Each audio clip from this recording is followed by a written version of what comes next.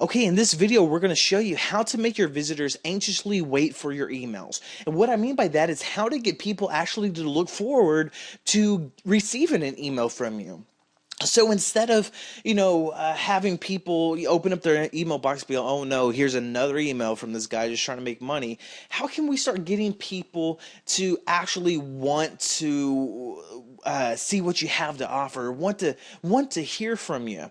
And one of the things we're going to cover is basically how and why we use free content. And the reason why we use free content is a lot about the top of mind awareness, because it's very ignorant for us to think that, we're the only list that our subscribers are on. Of course not. Email marketing is kind of like a war. There's a lot of people fighting for the attention of your subscriber, just like it would be, let's say if you were dating, you find that pretty girl or that pretty boy. But we'll just use a girl in this as this example, since I am a boy.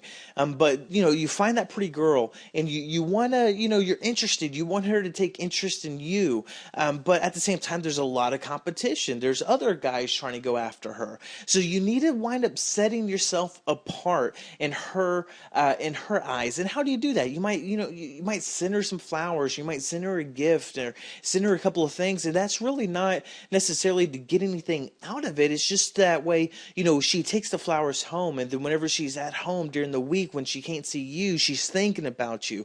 Every single time she sees flowers, she starts thinking about you and how much she can't wait to be with you. That's why whenever she sees you, it makes that experience all that much more worthwhile, versus just being like one of the other guys out there just trying to, get something out of it. Let's just leave it like that.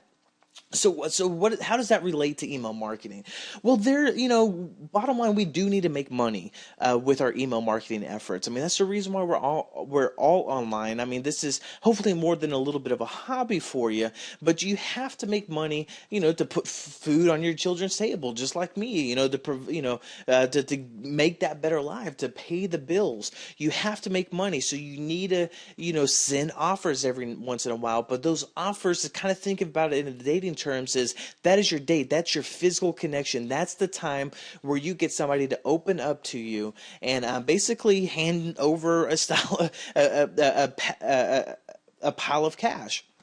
So, but the thing is, the reason why we use free content, it's kind of like sending a flower or sending a note or leaving a letter. It's just something to kind of keep our subscribers, even though we're not there. It just kind of keeps them fresh in in their mind. It kind of says, hey, I remember, man, they've been sending out a lot of free content. Man, this is great. So by the time you get around to actually sending the offer, they're actually grateful. They want to show appreciation of things. I know it sounds a little cheesy, but it works. Believe me, I'm like that. I actually judge a lot of the lists that I'm on by, hey, they're sending out some offers. Well, when's the last time I can remember that they've actually sent something where they weren't asking me just to buy something all the time? When's the last time? And usually, if I can't think of a recent time where they sent me something, I usually unsubscribe. So that's why we use free content. It's just to really kind of keep us fresh in the minds of our subscribers. That's what sets it apart. So when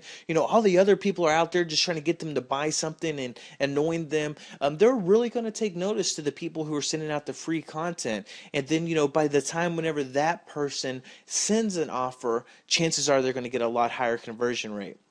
And I've said this,